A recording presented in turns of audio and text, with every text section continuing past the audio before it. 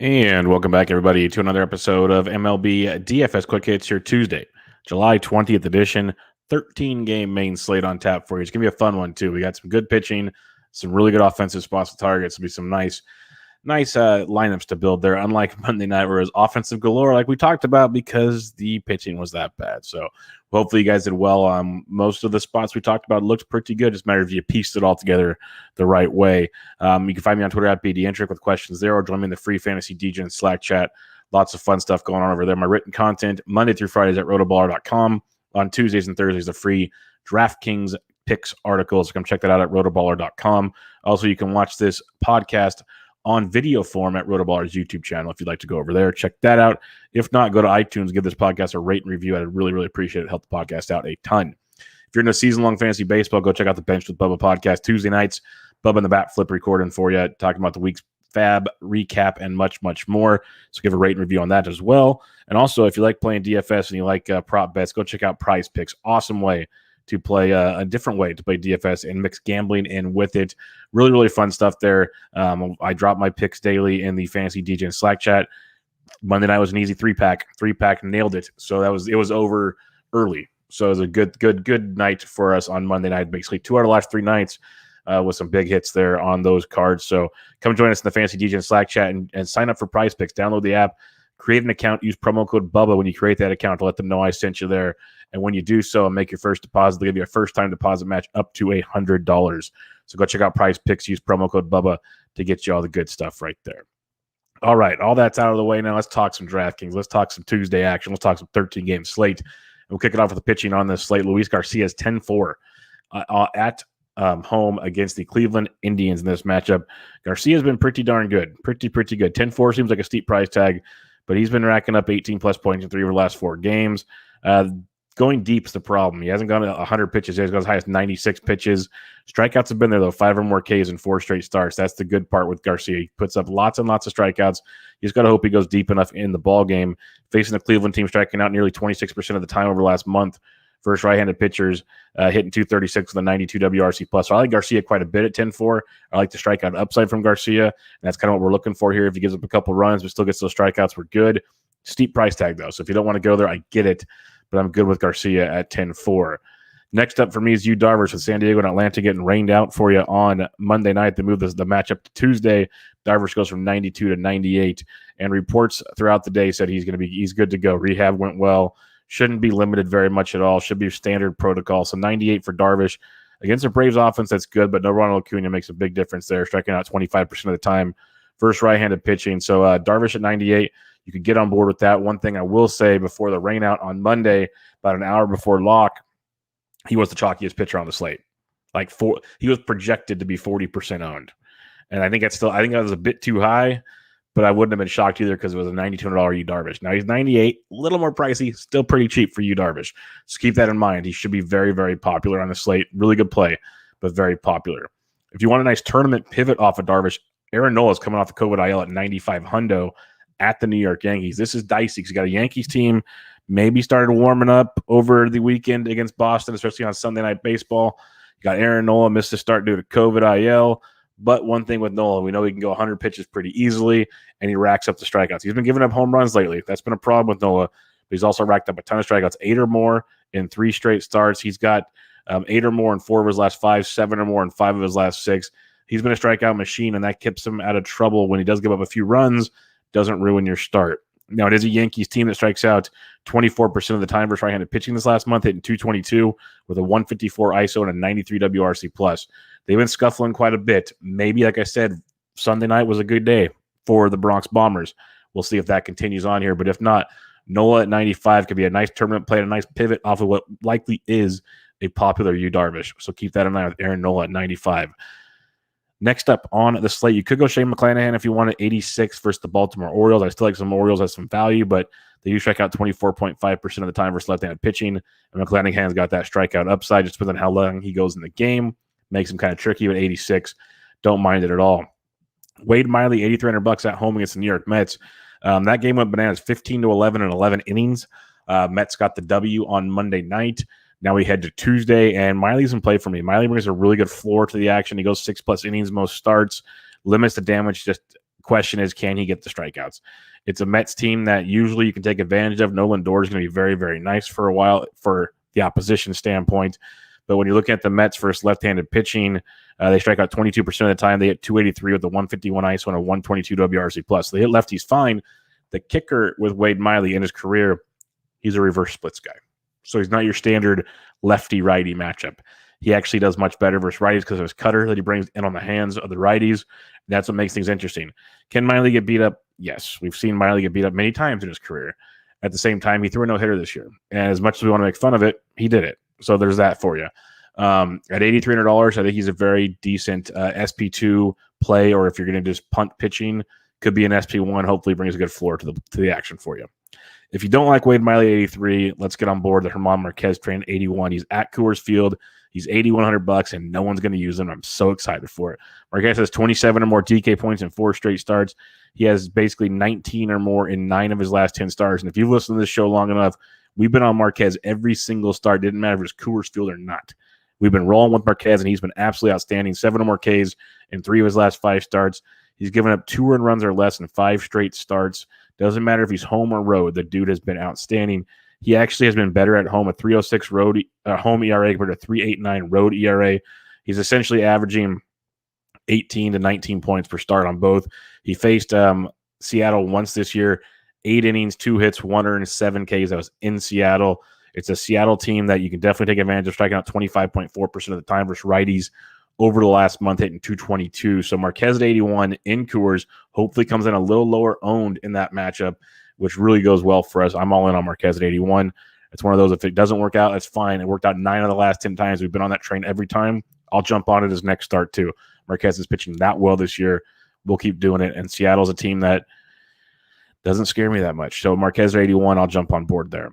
Tariq Skubal, $7,700 at home against the Texas Rangers. We love Tariq because of that strikeout upside. Even when he gets hit around, gives up the long ball, which he can do, walks too many guys, which he can do from time to time, still gets you the Ks, 5 or more Ks in 4 of the last 5 starts. He's got a couple 20-pointers in there. At worst, 10-plus points. And honestly, Kevin Gausman got you 9 points on Monday. Pitching so bad these days. If you can get a guy that can lock in 10-plus points, hopefully get you into the 20s if Skubal works well, that's tremendous. Going up against a Texas Rangers team that strikes out 22% of the time versus lefties, hitting 277 with a 174 ISO and a 123 WRC+. plus. So they've been hitting lefties very well over the last month. So they might get a home run or 2 off of Skubal. Skubal just got to get those strikeouts. So Skubal at 77, I'm on board with that one. After that, it's dicey. Like, the only other guy I could look at is maybe a Dane Dunning at 67. The Tigers went off on Monday night, so they probably won't score the rest of the week, but they do strike out 26% of the time versus right-handed pitching, hitting 237 with a 131 ISO over the last month. So you could go Dunning if you want. He's just been a massive roller coaster ride. But at $6,700, I get the appeal. Otherwise, my cheapest guy is going to be Tariq Skubal. So you can go Dunning if you want. I don't hate it, but Skubal will be at the lowest I want. Like right now, I got Luis Garcia, Darvish, Nola, and then we drop down to Wade Miley, Marquez, Skubal, and then if you have to, Dunning. Most of my builds are going to consist of Garcia, probably Nola over Darvish just to fade the chalk. I love Darvish, though. Don't get me wrong. That's strictly a tournament theory play. And then Marquez and Skubal. Those will be my main plays. As of now, we'll see lineups. Things can change. All that fun stuff and things. Yes, Roger Blackburn mentions Cincy and the Mets should give us more opportunities this week. Fun stuff. Yeah, we're about to talk bats right now, Roger. And yeah, they're in play again tonight, especially Cincinnati. Big play on Tuesday night. So let's talk about those bats here. Catcher's position on this slate. You can probably save some cash at catcher if you want, unless you want to go Will Smith versus Alex Wood at 51. You can probably pass on that. I don't mind JT Realmuto if you're stacking Philly at 5K. I'd rather not go a one-off with JT, but if you want to stack them, definitely on board there. German gives up a ton of fly balls, and that ball's going to fly out of Yankee Stadium. So you got that going for you. Elias Diaz and Coors at 46. You can go there. Buster Posey's back. He went deep on Monday. He's 4,400. So you got a couple. You got a handful of pricey options at catchers if you want, but we always got the values. Like Mitch Garver came back from the IL, double donged on Monday. He's 36 versus Dallas Keuchel. If you're not using German Marquez, Luis Torrens and Coors Field at 36. We know Torrens got a ton of power. You got that going for you. Zach Collins is 34. Tyler Stevenson hit in the middle of the Cincinnati lineup is 34 versus Stock. That's a great play. I was really angry because I stacked up Cincinnati, had a great lineup going on Monday. They took Stevenson out early for a double switch. Then they took Winker out later for a double switch. So I lost like probably 3 to 4 at bats total, and that really stung, but still it was productive, but it stung. So Stevenson at 34 is a really good value at the catcher's position. In this one, going below 3K though, Reese McGuire's 29 versus Richards. If McGuire gets the call on that one, he's got actually some decent history versus Garrett Richards, and Toronto's very, very much in play in that matchup. Other than that, though, until we see some lineups, there's not a ton that stands out at this moment outside of that. Yeah, I pretty much, you could go Vic Caratini against the lefty Muller at 2K, or see what other option the Padres throw out there at 2K. Could be very nice too. First base position, you got Vladito at 6K against Richards. Toronto, they disappointed by only scoring 4 runs on Monday, so I'm expecting a big game from them against Richards, who you can definitely take advantage of. So Vladito at 6K, definitely in play for you. Muncy hit a moonshot in the first off of Gossman. He's 58, and he owns the Giants this year. Owns them. So if you guys want to play narrative street there, he owns the Giants. You got that going for you. But Goldie's been on fire. He's 55, went deep again on Monday. Don't hate that. St. Louis could be a very low-owned stack if you want to go that direction too. I love the Phillies tonight. So Rhys Hoskins at 52 checks the boxes versus Herman. Going down cheaper, though. Well, not too much cheaper. CJ Cron's and Coors at 5K. If you want to go there, you can. It's against the lefty, so I get it. But Joey Votto's only 45. He's 51 on Monday. 45 are stock in the Mets bullpen. I like that for Votto in your Minnesota stacks. We mentioned Cronenworth as a sneakier play versus Muller. He's 43, so that's not a bad look for you. Patrick Wisdom went deep again on Monday. He's 41 if you're stacking Chicago. It's a great spot versus Oviedo. Oviedo, a lot of pitch to contact and lots of walks. Problem is the Cubs are so inconsistent. But if you are going to go Cubs, Patrick Wisdom's a good one at 41. Josh Bell went deep on Monday. He's 4K. I don't mind watching him versus Rodgers. I respect Rodgers a lot, so I'm not going to go all in per se like I liked on Monday. Like, we're in the Slack chat, and about a half hour to an hour before the game, I'm looking at lineups, looking at ownership, and I really like Washington tonight. They're going to be very, very low owned, guys. I like Washington a lot. So that's the kind of I got to see lineups. Like, sometimes things change. I'm recording this the night before. Things can change from time to time. So I try to jump in and give 2 cents when I can. Does it always work? No, but it worked very well on Monday night. So Josh Bell at 4K could be a look for you there. Going down below the 4K range at the first base position, you got Eric Hosmer versus Muller if you want. Mountcastle at 34. Lamont Wade Jr. led off for the Giants on Monday. He doubled his first at bat. He's 3,300 against Gray. Garrett Sheets has been crushing it. Not Garrett Sheets, Gavin Sheets. Gavin Sheets has been crushing it. He's first base outfield eligible. He's 3,100 versus Ober with deep again on Monday. So that's a really good value at first base or the alpha. I like the White Sox against Ober. Ober's got good stuff, but he gives up a ton of fly balls and a lot of home runs. And the White Sox bats have been heating up. So a guy like Gavin Sheets at 31 definitely has a little bit of appeal for me on this slate. Other than that, our boy Nagowski of Pittsburgh's 21. I'll keep using these Pittsburgh value bats because they're so stupid cheap. It allows you to get to the big pitchers, allows you to get another big stack in there. I don't care if they don't go off every night, because that day they do go off, like they did on Sunday, because they will a couple times a week. It's going to be glorious, absolutely glorious. So I keep going to those guys. Second base position, you got Muncy again, but Eduardo Escobar, triple and a homer on Monday. He's 57 versus Anderson. He's getting pricey, but really good spot there. Simeon for your Toronto stacks at 54 is a great play. You got Chris Taylor, no arguments there. But going down a little cheaper, Brendan Rodgers and Coors at 46. Sure, if you want to. I don't hate it. Cronenworth at 43. Talked about him. He's first base, second base eligible. Garrett Hampson's in Coors. But Tommy Edman at 42. If you're going to stack up St. Louis, that's a nice cheapie. But Jonathan India at 4K is outstanding. He put up 20-plus points on Monday. He's hitting very, very well, leading off for Cincinnati. If you're stacking Cincinnati, India should be in there at only 4K. Really, really good value in that one. Lurie Garcia is 39. If you're stacking with the White Sox, I'd rather go India at 4K. But Garcia is going to come in virtually unowned. Adam Frazier at 37. If you're going all in on Pittsburgh, we'll talk stacks again at the end of the podcast. I'll try to kind of break down how I want to approach them at this point in time, and I'll go over a few things there. A few others for you here at the second base position. If you are stacking Washington, Alcides Escobar's at 32. He went deep for you on Monday, so that's not the end of the world there. Other than that, like Brad Miller, if he cracks Philly's lineup, he's second base outfield at 2,600. Could be a very, very nice, unique contrarian play at $2,600. Like, people might get all over him because of that triple dong game he had last week, I think it was. But then again, people might forget about him at $2,600. Very nice value on this slate. Third base, mentioned Escobar already. Justin Turner's 56. He went deep on Monday. But I love Devers at 54 versus Hatch. Boston is in a great spot again. Spot starter Hatch, bullpen for Toronto. Boston's in a phenomenal spot yet again. So Devers at 54. We like that quite a bit. You can go to McMahon and Coors if you want, but Yoan Moncada went deep on Monday. He's 49. Again, I like that. I like that White Sox stack. I think it goes kind of overlooked on this slate. So Moncada at 49 looks pretty nice. Some cheaper options, mid 4Ks and below, like JD Davis. If you're stacking the Mets, you can. He's 46. Johnny VR with the Mets is 43, but Candelario's 42 for Detroit versus Dunning. But Wilmer Flores hit a 430-foot bomb on Monday night. He's 4,100 versus Josiah Gray. It's going to be a bullpen game. Monday's a bullpen game for the Dodgers because Gonsolin didn't go deep. Tuesday's going to be a bullpen game for the Dodgers because Gray is not going deep, period, this year. Could be a nice spot for the Giants. $4,100 for Wilmer Flores. Brian Hayes is only 4K if you're stacking up Pittsburgh. Going down cheaper, I mentioned Kevin Biggio is always that kind of unique play with Toronto, and every once in a while he goes off for you. Well, he hit deep on Monday night. They only scored 4 runs, and he was productive. Imagine if they actually did something. So Biggio at 34, another cheap piece of Toronto to help you be a little different. Other than that, though, Jake Berger at 26, if you're going all in on Chicago, don't hate it. I'd rather have Moncada at third base, but Berger can make you quite different. And then Wilmer Defoe, third base outfield, Pittsburgh, $2,100. Really cheap on this one. Shortstop position, you got Trevor Story's a great play. Tatis, these are always great plays.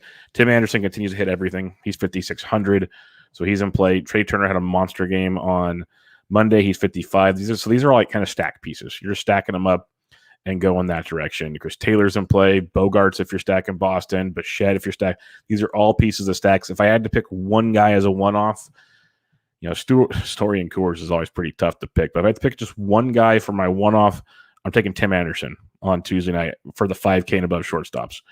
But we go below 5K. Tons of more options here.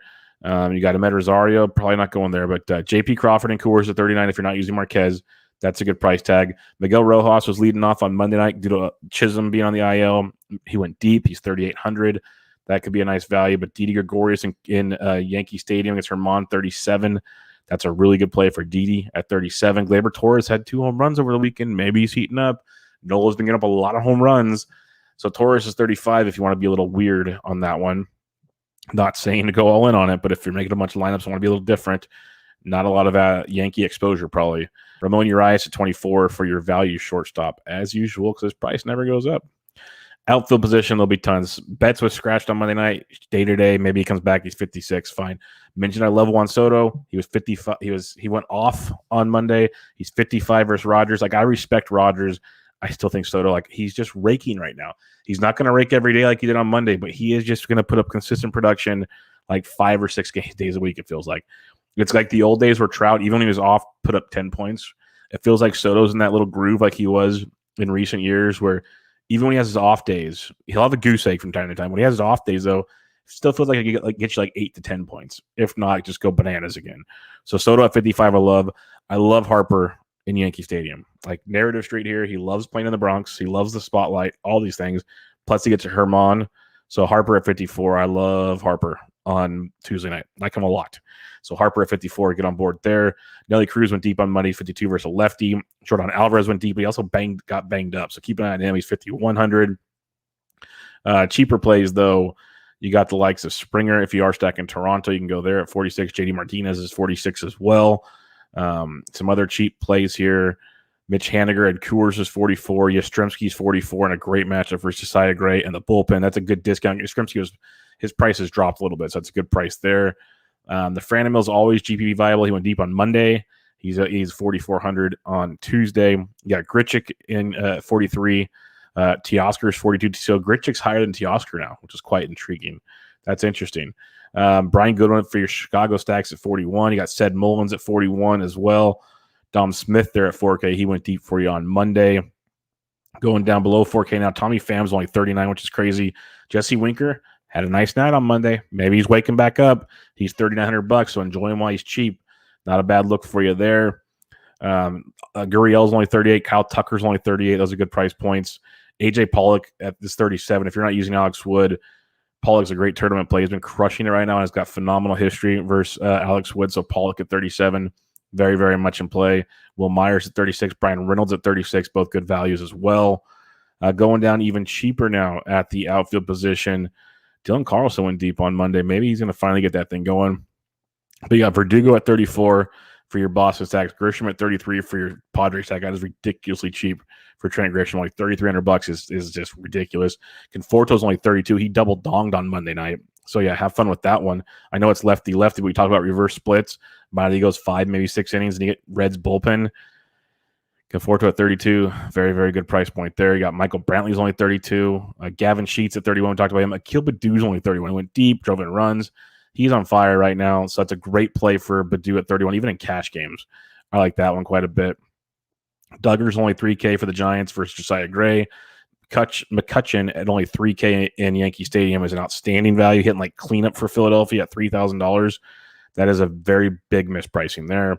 Jason Hayward at 27, Andrew Vaughn at 27 is a good piece of Chicago stack for nice and cheap. I hit 6 for them, so a good piece of the pie on that one. And then your other ones, I mentioned Brad Miller at 26. If you want to go there, he's definitely in play. Cole Calhoun's got a price bump. He's up to 25, but Austin Hayes is only 25. Danny Santana got some run on Monday. I think he came off the bench, though. He's 2,500 in this game. Some other cheapies, though. Josh Harrison is only 24 for Washington. Victor Reyes had a nice night on Monday night. He's 24 for Detroit. Taylor Naquin, those $2,300, had like 4 or 5 hits on Monday night. So he's a good look there. And your Cincinnati stack's only 2,300. There's always so many cheap pieces right now. It's freaking ridiculous. You can play all the pitchers you want, all the big bats with just a couple value guys. Wilmer Defoe at 21. Ben Gamel's only 2K. Mr. Jarren Duran hit his first career home run on Monday night. He's 2K. He's hitting second. He's in a great spot against Hatch again tonight. So tons of places to go with the bats on this one. Let's check out a recap of your pitchers on this one. Luis Garcia at 10-4. Like that one quite a bit. I mentioned I like Darvish a lot, but if he's going to be chalky again, I'm just going to fade it. On a slate like this, I can fade it. Aaron Nola's the pivot at 95 if you want to take that risk. Otherwise, drop down to some cheaper options in Wade Miley and Herman Marquez, who we like a lot in Marquez. Skubal at 77, I'm a fan of, and then Dane Dunning if you have to. Mainly, I'm going Garcia, Nola, Marquez, Skubal. That's my main 4 on this one. All right, let's talk about some stacks in this game, and let's talk about how we can make it a little different. I don't mind Washington versus Trevor Rogers. You don't have to be cute there. They're not going to be popular. So play Soto, play Turner, build around that. You don't have to be cute there. But Philadelphia versus the Yankees. Love me some Phillies in this one. And it starts with Bryce Harper. I'll eat the Bryce Harper chalk. I'm fine with that. McCutchen at 3K, I'll probably eat that chalk too. But now's where you can get different. You can look at the Brad Millers at 26. You can look at going JTR at 5K because maybe people don't want to pay up for catcher. Rhys Hoskins there. Kind of play the game from there. But I'd start with Harper and Kutch. Didi will probably go under their own too. I'd start with Harper and Kutch, see how the lineup builds out, and you can mix and match from there. So I like Philadelphia quite a bit. Boston, Toronto are both phenomenal plays. Duran's too cheap. That's ridiculous. Verdugo's cheap too, but Duran's too cheap. I mentioned Biggio on the flip side is way too cheap. So you can mix and match some of the value in there. Kiki Hernandez double donged on Monday. He'll go virtually overlooked now.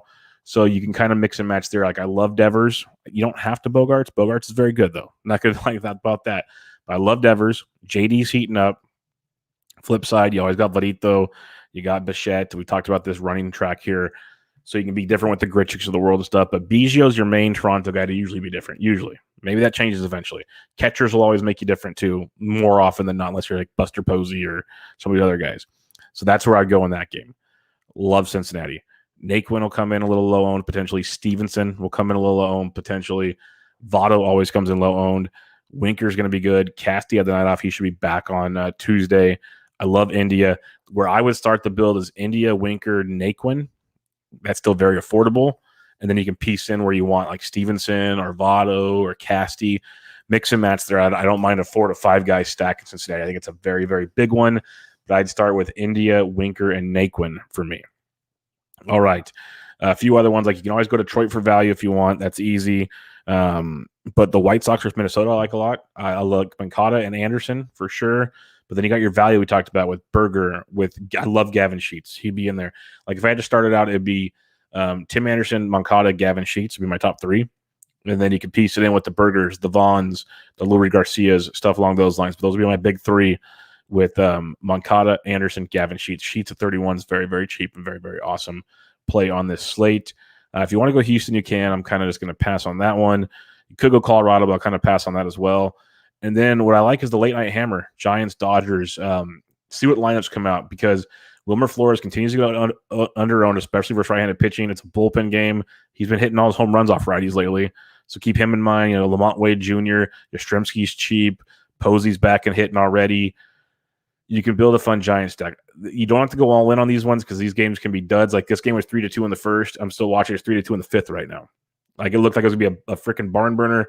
It slowed down. These are two very good ball teams that really want to win these games. So they're going to a lot of bullpen action here, a lot of mixing and matching here. But for the Dodgers, it's going to be back-to-back bullpen games, and that's big. That's very, very big. But I don't mind if you want to go Dodgers versus Alex Wood. I talked about A.J. Pollock is a great play, Chris Taylor, Muncy, Turner. See if Betts plays. Like the Dodgers are always in play. I say it all the time because they are. But I think the Giants could be interesting. But my main stacks, love Cincinnati. Really like the White Sox. Love Philadelphia. So like if I had to pick two, it's Cincy and Philly. I throw in some White Sox behind that, Boston, Toronto. That's kind of where I want to plant my flags. You got Pittsburgh as a great value stack. Again, I know people are like, oh, they didn't do anything on Monday. I don't care. Like they're $2,300 or less, the main guys we're looking at. That's fine by me. Because like you can play Jarren Duran at 2K, he'll be like 30% owned, where you can go play Ben Gamel at 2K for 6% owned. Ben Gamel's gone deep, 6 times this year? Like he had a double and maybe more hits on Monday. So he didn't go off like Duran did, but he still got you the ownership thing. And if Duran doesn't go deep, he does nothing. Like, so that's the difference, is no leverage. Like I love Duran. I think he's a great play. If you're stacking Boston, sure, but he's going to be chalkier and chalk. So let's keep that in mind. But Pittsburgh, Detroit, Baltimore, in that order for your value pieces. 2 to 3 man stacks at the most for those values. So keep that in mind as well. But if you have any further questions, I'm on Twitter at BDintric. Hit me up in the free Fantasy DJ and Slack chat. Go listen to Benched with Bubba for your season-long fantasy baseball advice, and give it a rate and review on iTunes. Comes out every Tuesday and Thursday. To give a rate and review on iTunes for MLB DFS quick hits, I would really, really appreciate that as well. Also, if you have not tried out Prize Picks, I highly, highly recommend it. We nailed the 3-pack on Monday, and I dropped those picks in the Fantasy DJ and Slack chat. And we nailed the 5-pack, I believe it was, on Saturday night. So that was really good too. If you're new to Prize Picks, sign up with promo code Bubba, BUBBA, and you will get a first-time deposit bonus up to $100. Written content at RotoBaller.com. Free DraftKings picks coming out for you on Tuesday. Check out the RotoBaller YouTube page. Check out this video and much, much more. But for now, everybody, thanks for the kind comments. Kyle in the chat here. I love doing this for you guys. I appreciate it.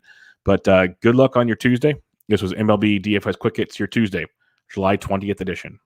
I'm out.